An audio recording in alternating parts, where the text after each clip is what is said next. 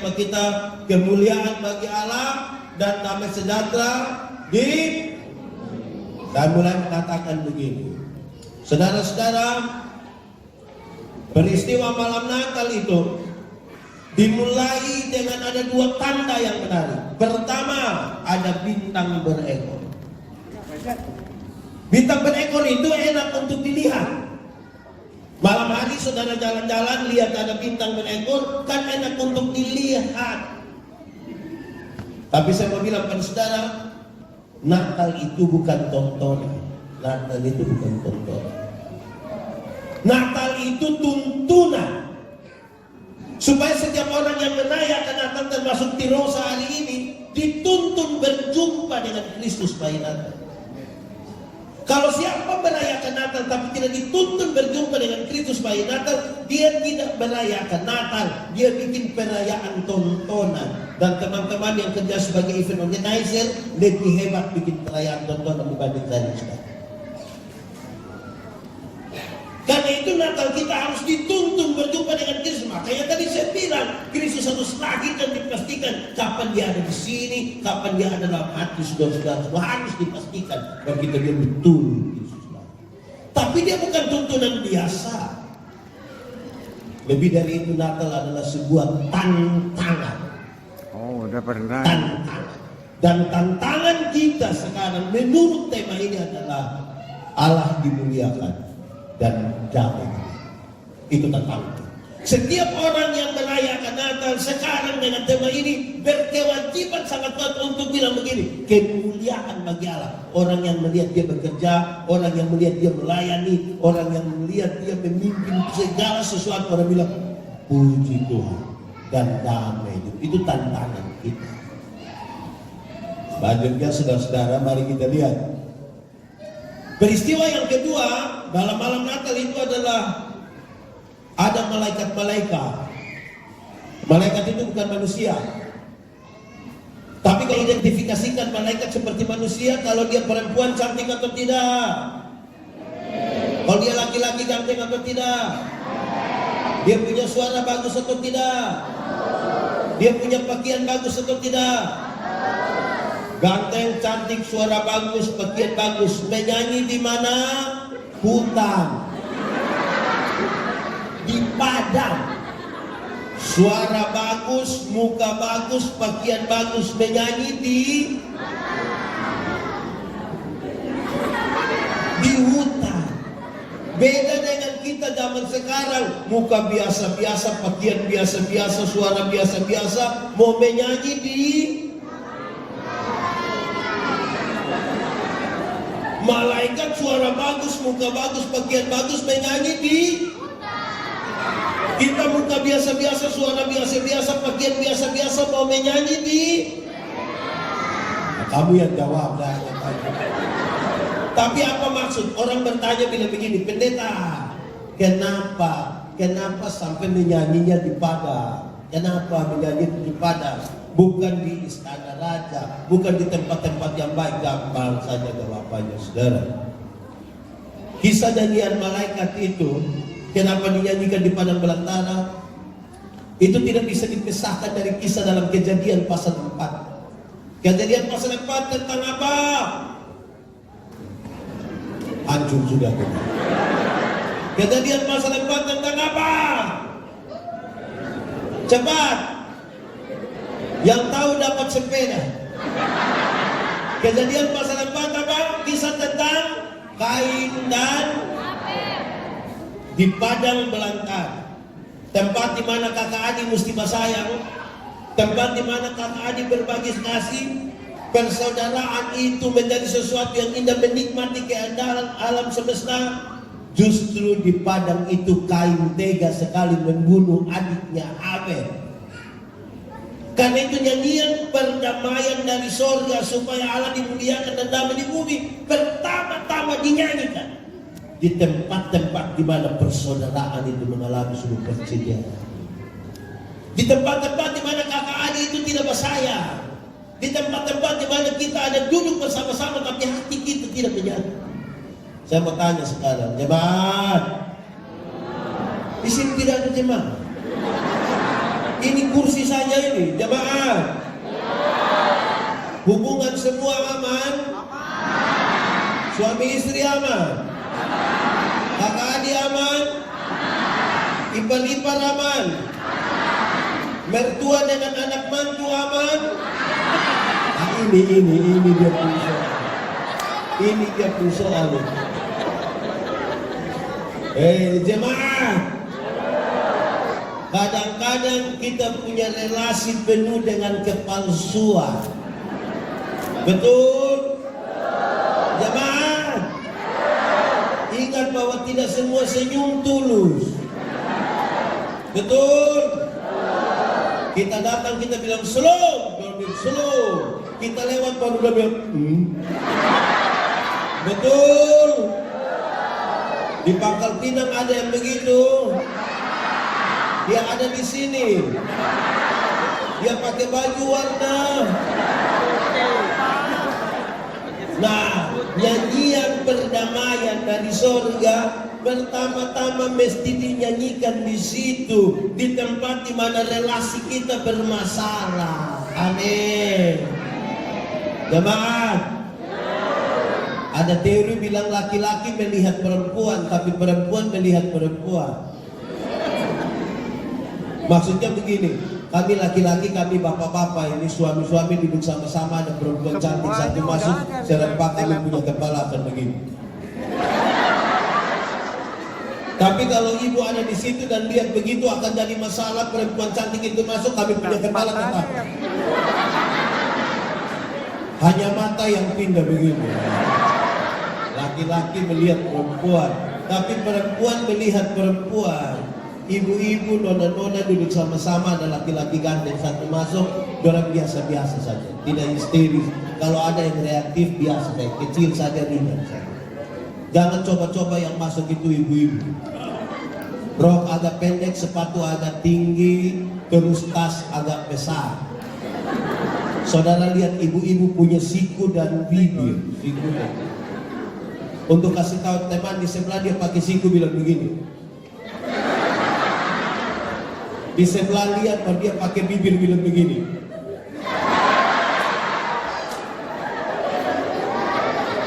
Kadang-kadang jadi tiga, kadang-kadang jadi tiga. 1, 2. Betul. Di Pangkal Pinang ada. Dia paham apa? Nah, itu kita bersoal. Nyanyian perdamaian harus dinyanyikan di sini. Saudara, saya mau bilang pada saudara bahwa kadang-kadang kita kelihatan sangat baik, kelihatan sangat baik. Saya berkhotbah di banyak bank di Indonesia, terutama di NTT. Saya bilang begini, saya bilang ini ibu-ibu yang kerja di bank ini cantik-cantik semua. Mau lihat jauh atau lihat dekat tetap cantik. Mereka pakai pakaian bagus-bagus semua. Mereka kerja di ruangan yang tertata rapi lagi, ber-AC lagi. Wih, kita pergi ke bank ini macam kita tidak mau pulang. Macam kita melihat dia turun terus begitu. Kita baru naik sampai tangga terakhir dengan santun sekali orang bilang begini. Selamat siang. Ada yang bisa kami bantu? Terus saya tanya orang, ibu-ibu, siapa di antara ibu-ibu yang pagi-pagi bangun tidur lihat suami pas bangun terus dia bilang begini. Selamat pagi. Ada yang bisa kami bantu? Jadi saudara-saudara, kebaikan itu kadang-kadang pencitraan. Nah, nyanyian perdamaian dari surga ini tidak bisa dinyanyikan pada kebaikan yang dicitrakan, yang hanya pencitraan. Kebaikan itu sesuatu yang menjadi spiritualitas. Spiritualitas itu apa? Gerakan dari dalam keluar, jangan dari luar ke dalam. Yang dari luar ke dalam itu pencitraan. Kalau dari dalam keluar dia lihat ada sampah di situ. Kalau dia tahu bahwa sampah itu tidak baik dia ambil. Itu spirit. Tapi kalau dia pencitraan, dia lihat ada sampah di situ, dia kasih tahu dia punya teman. Pas saya ambil, lu foto. Nah, itu pencitraan. Tiba-tiba menjadi sangat baik. Yang dari dalam keluarlah. Itulah spirit. Yang di dalam itu apa? Teologi. Yang keluar itu apa? Etika. perjumpaan teologi dan etika itu sendiri. Supaya apa? Jemaat. Saudara pernah dengar orang bilang begini, kamu di gereja masa-masa. Pernah dengar? Pernah dengar? Atau sendiri omong?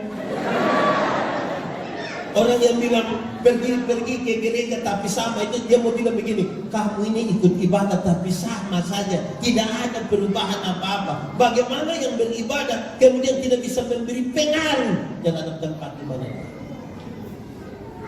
Karena itu nyanyian ini harus dinyanyikan di sini, tempat di mana orang bersama-sama. Saudara-saudara, kadang-kadang persekutuan suku ini baik.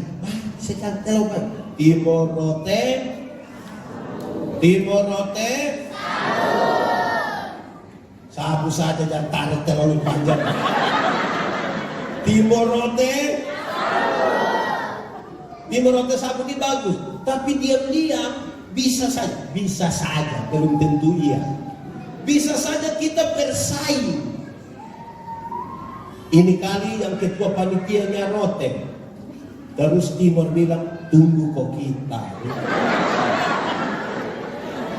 Sabu itu tidak mau kalah, tunggu betul. Tidak bisa. Kita bersama-sama. Orang tua dulu bilang begini, untuk apa kamu tidur satu tempat tidur tapi dengan mimpi-mimpi yang berbeda? Lebih baik kita tidur tempat tidur yang berbeda tapi dengan mimpi-mimpi. Kalau satu orang bermimpi itu hanya mimpi. Kalau kita semua bermimpi bersama itu kenyataan. Betul atau tidak? Jangan kasih tinggal ketua Tirosa bermimpi sendiri. Semua mesti mimpi karena itu tidur sudah. Jemaat, nyanyian ini untuk perdamaian, supaya Allah dimuliakan dan sampai di bumi. Dia butuh sebuah pengelolaan, bukan habis di penyanyi, bukan habis di perkataan.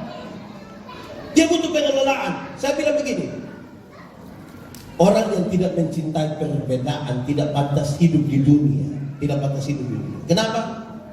Fakta kosmis menunjukkan bahwa segala sesuatu itu berbeda. Ada atas, ada panas, ada hitam, ada laki-laki, ada satu waktu saya kasih nikah satu pasang nikah yang laki-laki umur 64 tahun, yang perempuan umur 20 tahun. Ngeri. Saya jemaat yang hadir itu, mereka bicara tentang beda usia yang signifikan. Bedanya berapa tahun? 44 tahun. Waktu khotbah saya bilang begini, dalam sebuah pernikahan beda usia tidak penting. Tidak penting. Yang lebih penting adalah mereka harus beda jenis kelamin. Itu lebih penting. Untuk apa sama-sama umur 30 tahun tapi laki-laki semua? Itu pakai bahasa Kuba bilang dua-dua bakorek sini. Jadi berbeda itu tidak ada soal. Amin kok. Makanya saya bilang siapa tidak mencintai perbedaan tidak pantas hidup di dunia. Saudara, pengalaman perjumpaan seorang pendeta dengan Tuhan Yesus beda ketika Tuhan berjumpa dengan seorang guru, ketika Tuhan berjumpa seorang pengurus apa, ketika Tuhan berjumpa seorang anak SMA, ketika Tuhan berjumpa dengan seorang ibu rumah tangga. Pengalaman perjumpaan yang berbeda-beda membuat kita ketika duduk bersama dan berbagi pengalaman itu, kita bilang ternyata Tuhan kita terlalu luar biasa. Karena pengalaman.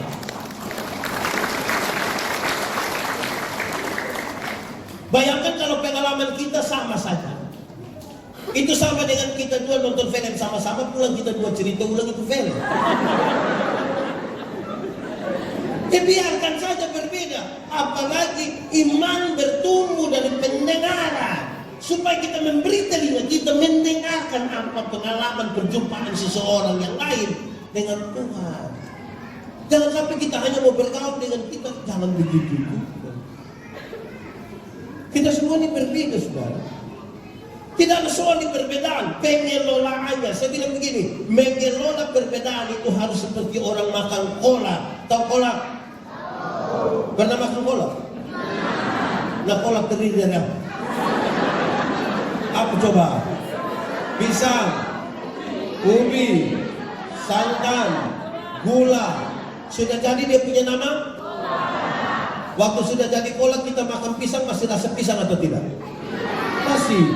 Tapi ada cita rasa baru yang ditambahkan sebagai bagian dari sebuah kebersamaan. Tidak ada upaya untuk saling menghilangkan. Bisa berkumpul di satu tempat.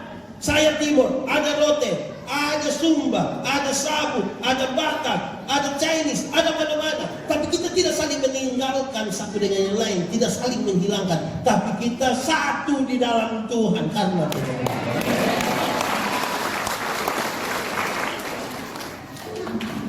Itu semua kan bisa berkumpul, itu ubi, pisang, santan. Atau siapa di antara orang Pinosa yang kalau dia makan kolak, nah dia makan ubi di sana, pindah makan pisang di sana, pindah lagi minum santan di sana, baru terakhir duduk di atas kompor di sini. Kan tidak.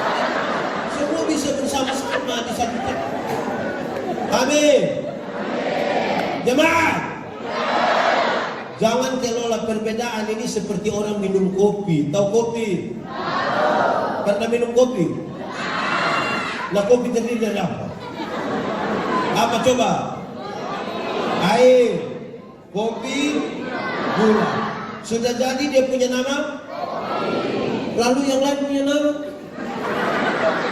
Kopi itu terlalu egois. Kita semua tapi nama mesti dia. Kita semua nama mesti dia. Kita terlalu bikin diri inti. Di Tirosa ada yang biasa bikin diri inti. Laki-laki atau perempuan? Laki-laki. Dia ada di sini sekarang. Coba lihat dia. Kenapa paling banyak lihat saya ini?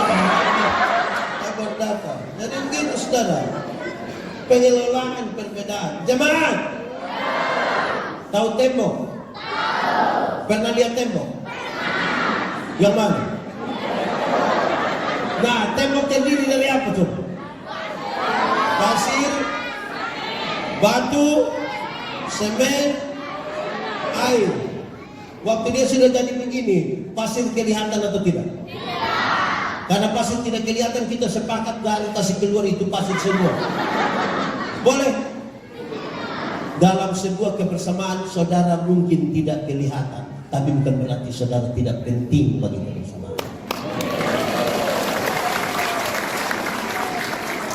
Dalam sebuah kebersamaan saudara mungkin kelihatan karena pada besar, tapi bukan berarti orang lain tidak penting dalam kebersamaan. Karena itu saudara-saudara, nyanyian perdamaian ini harus dinyanyikan di tempat penuh kegundahan ini, supaya jangan ada kemunafikan di antara kita. Memperkuat. Saudara tahu kenapa hal ini serius?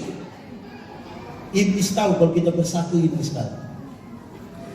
Karena itu dia harus pakai cara bagaimana supaya kita saling menodai, merusak satu dengan yang lain.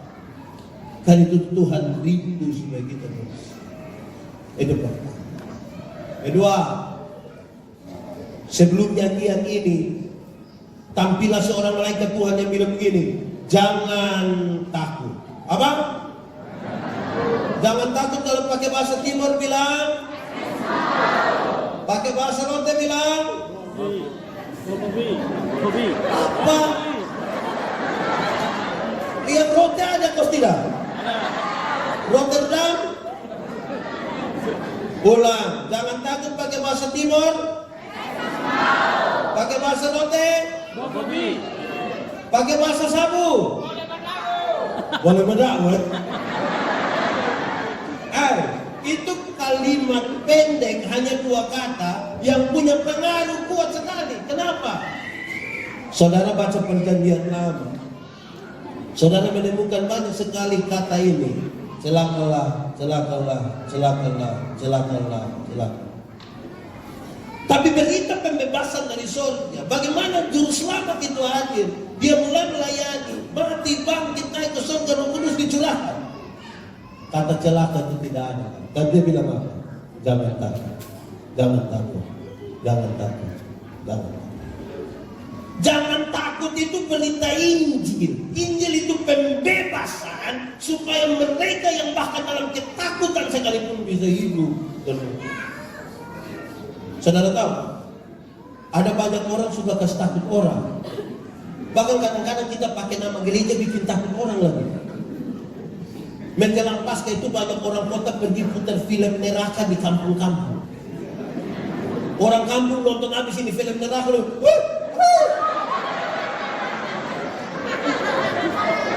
Ay, pendeta neraka saya tidak pusing dengan neraka. Orang yang iya, kenapa begitu? Karena saya masuk surga. Kenapa? Wah, tapi minimal pendeta saya tidak tahu, tidak apa-apa. Kenapa? Saya masuk surga bukan karena ketakutan hukuman di neraka. Saya masuk surga karena Kristus mati.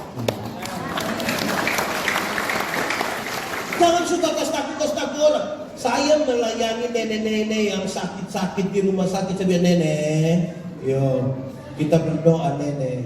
Ya, tapi saya doa habis mungkin nenek sudah mati.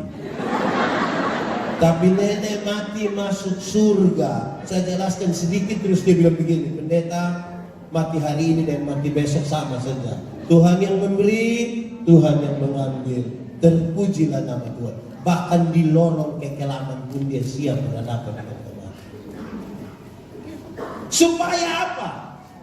Supaya kalau ada anak muda satu datang bilang ke saya, pendeta Yandi, saya rasa saya manusia paling berdosa di dunia. Saya bilang, anak, Pak Pendeta juga orang berdosa, tapi jangan takut, karena kasih Tuhan lebih besar dari kita dua punya kesalahan. Itu inti. Itu inti.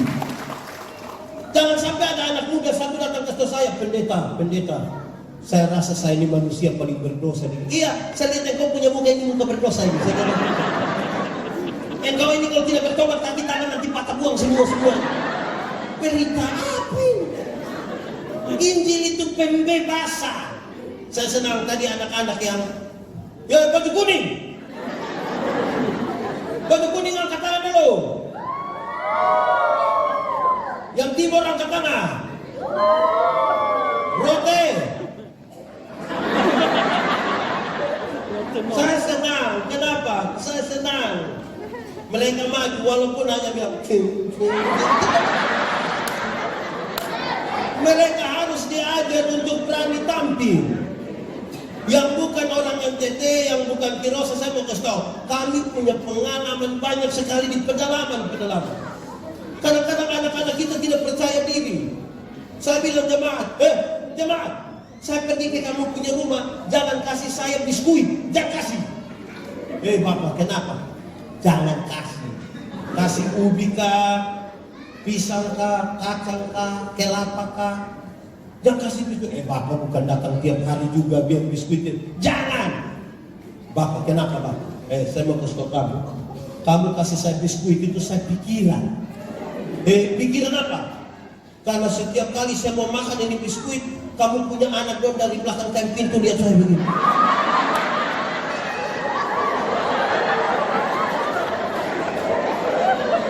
Betul kok tidak? Kalau kita panggil, adik, dia bilang,